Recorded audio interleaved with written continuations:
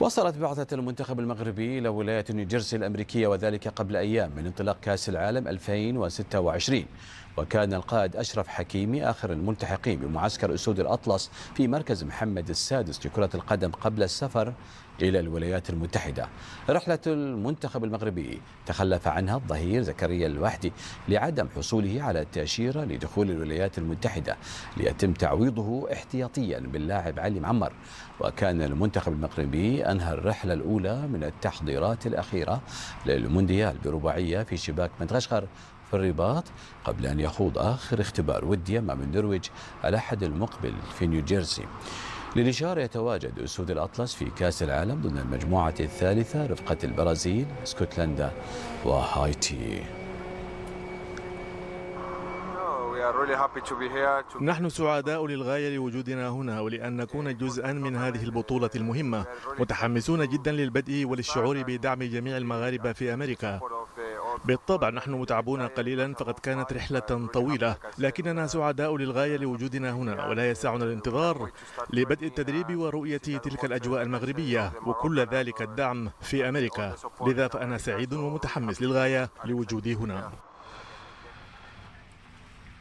وأكد مدرب المنتخب المغربي محمد وهبي جاهزية فريقه لخوض غمار كأس العالم المقبلة، مشددا على طموح الفريق لترسيخ مكانته ضمن كبار المنتخبات العالمية. نحن هنا للقيام بأشياء كبيرة وجعل الشعب المغربي فخورا بكونهم مغاربة وبفريقهم أيضا. نحن قادمون عازمين على أن نظهر أن المغرب أصبحت من كبار الأمم في كرة القدم. نحن ندرك أن المنافسة ستكون عالية المستوى، ولكننا مستعدون لنقدم كل ما لدينا من أجل تشريف الوطن. التتويج بكأس العالم للشباب هو إنجاز مختلف عما سنخوضه، ولكن يبقى الطموح مماثلا لكي نسعد الشعب المغربي بأكمله وتمثيل المغرب أحسن تمثيل ممكن على المستوى العالمي. مدينة نيويورك وباقي المدن الأمريكية تتأهب لاحتضان أكبر حدث كروي، نهائيات كأس العالم 2026. المنتخب الوطني المغربي رابع العالم في نسخة قطر حط الرحال بمطار جون اف كينيدي الدولي وعينه على إنجاز تاريخي جديد. الجماهير المغربية تستعد بشوق لرسم كل ألوان الإبداع ومساندة النخبة الوطنية في هذا العرس العالمي. ان شاء الله الاوليه مع برازيل ساهله نجوزوها تما في التيران، ان شاء الله نمشيو نشجعوا المغاربه ديالنا. تعارف خصنا نكونوا تما معاهم باش يحسوا بينا عاود. الامريكان عامره غير بينا. حنا فرحانين، حنا هاد النهار كنا كنتسناو شحال هادي، كنتسناو المباراه ديالنا لحد ضد فريق المنتخب النرويجي. كنتمناو الفوز المنتخب باش يمشي بثقه اكثر لكاس العالم ان شاء الله، وحنا راه مورا المنتخب ديالنا وغادي نتبعوه في كل ماتش ان شاء الله. بشوارع نيويورك تزينت المطاعم بالرايات المغربية والجلسات العائلية لا تنطق إلا بلسان واحد: المغرب والمونديال. مرحبا بالمنتخب المغربي، شرفونا ونورونا والله يوفقهم إن شاء الله، ومرحبا باللي ورا الكاميرا حتى هما مرحبا بهم عندنا وديما المغرب. مرحبا بكم، مرحبا بالفرقة المغربية حنا كجالية مغربية متواجدة في نيويورك فرحانين بزاف، لأن من الأجواء اللي كنبغيو نعيشوها وأن نشوفوا المنتخب المغربي كيدوز في هاد الكوب دي موند اللي هي كنتظروها من شحال تقريبا من التسعينات ما بقيناش شفناها في أمريكان. وكنتمناو الفرقه اللي تكونت من السيد وهبي تكون فرقه في المستوى اللي نقدروا نفرحوا بها كما فرحنا الركراكي. بغينا السي وهبي يكون عنده واحد التشكيله زوينه كتفرح كاع المغاربه وكتخلينا نتالقوا عاوتاني كما تالقنا في قطر ان شاء الله. وكنتمنى لهم التوفيق، وحنا كنحبوهم بزاف وتنقول لهم بي سترونغ وكونوا مطمنين، تبعوا وما تخافوش، واخا البرازيل واعره ولكن حنا المغاربه اسود الاطلس. حنا مشتاقين لهذا الجو هذا ان شاء الله لهذه الدوره هذه، ونتمنوا الفوز المغرب ان شاء الله. وحنا راك عارف الناس اللي في الغربه كيكونوا مشتاقين لهذا الجو هذا المغربي، وان شاء الله حنا ديما متابعين المغرب وديما مغرب.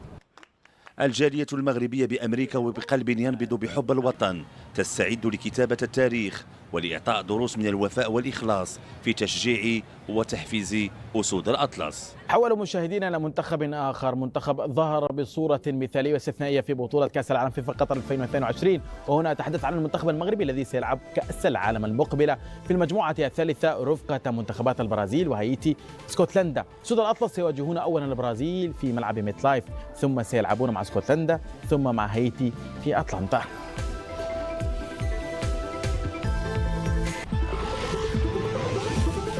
من الرباط نرحب الآن مشاهدينا بمراسل قنوات بين سبورتس مهدي فودي. مرحبا بك مهدي. نتائج جيدة لأول ظهور للمنتخب المغربي بقيادة مدربه الجديد محمد وهبي، تعادل مع الإكوادور وفوز على باراغواي في ظل أداء خلف ارتياحا لدى جماهير أسود الأطلس. مساء الخير لكم جميعا. بالفعل انتهى هذا التوقف الدولي الذي شكل محطة مفصلية هي الأولى في بداية عهد المدرب الجديد محمد وهبي، ويمكن القول بأن الصدى داخل الأوساط الرياضية هنا في المغرب جاء في مجمله إيجابيا مع كثير من التفاؤل الحذر ربما هي العبارة الأفضل من أجل وصف الأصداء هنا في المغرب. بداية لابد من التوقف عند أبرز المؤشرات الأولى بلغة الأرقام. المدرب استدعى 28 لاعبا، منح الفرصة ل22 منهم، وهو رقم يعكس رغبته إلى جانب طاقمه الفني في توسيع قاعدة الاختيارات، كذلك تجريب أكبر عدد ممكن من العناصر، خاصة وأننا نتحدث عن مباراتين وديتين أمام منافسين من نفس المدرسة اللاتينية لكن بأسلوبين مختلفين تماما. وإذا عدنا لمباراة الإكوادور، المباراة الأولى التي أقيمت في مدريد كانت بمثابة اختبار حقيقي أمام منافس يجيد الضغط العالي، خطير كذلك في التحولات السريعة، خلق بعض الصعوبات والمشاكل لكتيبة محمد وهبي، لكن المنتخب استطاع امتصاص هذا الضغط، إخراج الكرة تحت الضغط، وظهرت بوادر وملامح هوية جديدة في اللعب، الهدوء في التمرير، بناء الهجمة من الخلف، امتصاص ضغط منتخب الإكوادور كما ذكرت، وكذلك برزت مؤشرات إيجابية أبرزها المعطى الأهم هو ردة الفعل. رغم التأخر في النتيجة المنتخب تمكن من التعديل، وهذا المعطى الذهني مهم ومهم جدا. في مباراة الباراغواي الثانية في مدينة لانس الفرنسية والتي جاءت بسيناريو مختلف، ظهرت مؤشرات إيجابية كذلك أبرزها الانسجام بين اللاعبين رغم التغيير الكبير في التشكيلة الأساسية. برزت كذلك أسماء ومواهب جديدة التي تركت انطباعا جيدا رغم ظهورها الأول في التشكيلة الأساسية. الحديث هنا عن الموهبة ياسين جسيم، كذلك متوسط الميدان سمير المرابط. المنتخب في المجمل أظهر جودة أعلى في بناء الهجمات المنظمة والتي ترجمت إلى هدفين من اللعب المفتوح. في المجمل يمكن أن نعتبر بأن هذا التوقف ربما أبان عن تركيبة بشرية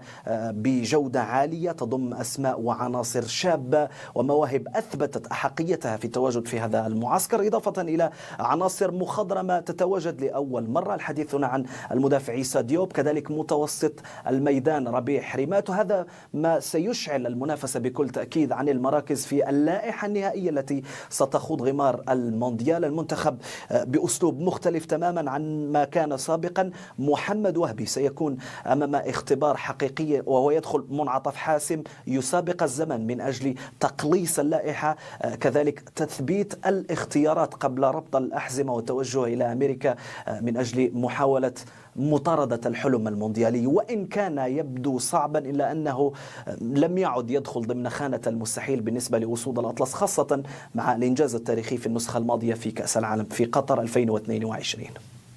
المشاهدين نطلعكم على نتيجة التصويت على سؤال اليوم والذي كان كالتالي: هل تتوقع أن تحقق المنتخبات العربية إنجازا جديدا في مونديال 2026؟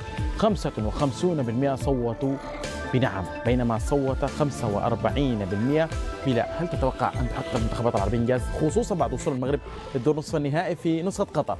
أكيد طبعا أنا بتوقع في ظل تواجد وتأهل المركز الثالث. ممكن منتخبنا الوطني الأردني والمنتخب العراقي ممكن هم الأصعب في المجموعات القوية، لكن المنتخبات العربية بتوقع أن تتأهل، وفي أمل وفرصة أنه أنت مجرد أنك فزت في مباراة ممكن تأهل كأفضل ثالث، وهاي أعطى أفضلية وأتاح فرصة أنه تأهل 8 منتخبات تقريبا من المركز الثالث للدور الثاني. فنأمل إن شاء الله التوفيق للمنتخبات العربية في ظل تطورها اللي شهدناه من خلال تواجد 8 منتخبات في كأس العالم. مع هذه النسخة الموسعة هل هناك فرصة لوصول للدور نصف النهائي تحديدا للمنتخبات العربية؟ أنا معلي فهد كان ذكي شوي في الإجابة، راح لك على الدور الثاني مش على الإنجاز. أنا أعرف أن أنت لما تتكلم عن الإنجاز تتكلم إنجاز مشابه لإنجاز المنتخب المغربي في 2022. شوف أنا في منتخبين أتوقعهم موجودين من الآن، أتوقعهم اللي هم المنتخب الفرنسي والمنتخب الإسباني موجودين في الدور قبل النهائي، نظر للمستويات اللي شفناها الفترة الأخيرة. المنتخبات العربية أتوقع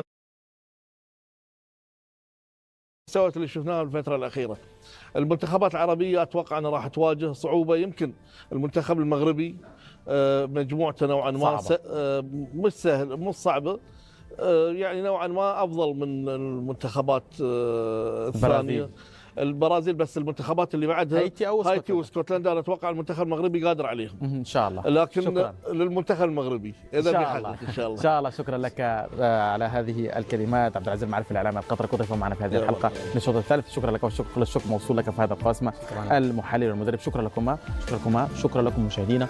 وصلنا الى نهايه الحلقه من الشوط الثالث. اشكركم على حسن المتابعه دائما وابدا على المحبه والموده. نلتقي كمان الى اللقاء.